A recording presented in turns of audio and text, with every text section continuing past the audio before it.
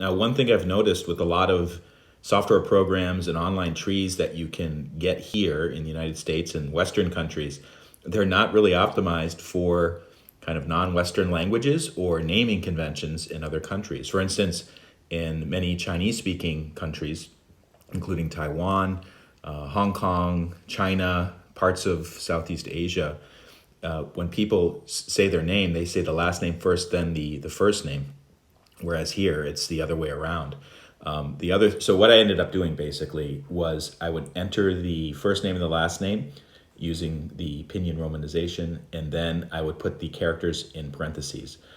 There's no other way to do it with the program I'm using, and I don't think you can really do that with other software programs. So if anybody has an idea of how to tackle this particular issue, please let me know in the comments.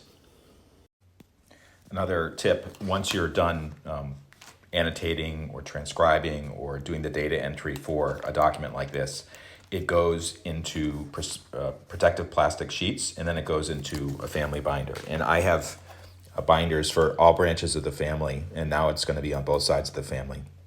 And you can see it on this one. I've used the PDFs my company produces just to kind of put a simple pedigree chart in the front so I can get a lay of the land when I'm looking at that particular book. And now that I have this information in my computer, I can actually copy and paste it into other software programs or the fillable PDFs that we produce. So getting it into the computer is really an important step. And for documents that are in other languages, I think these tend to be the ones that kind of get put to the back burner because they're just harder to work with.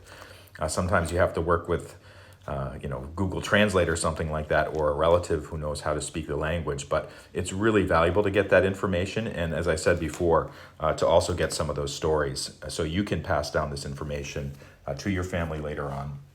I don't know how I'm going to do that with my children, but usually, I do not upload this stuff to Ancestry or Family Search. This is really information that I want to share with my children and their children, and maybe other relatives, extended relatives on my spouse's family.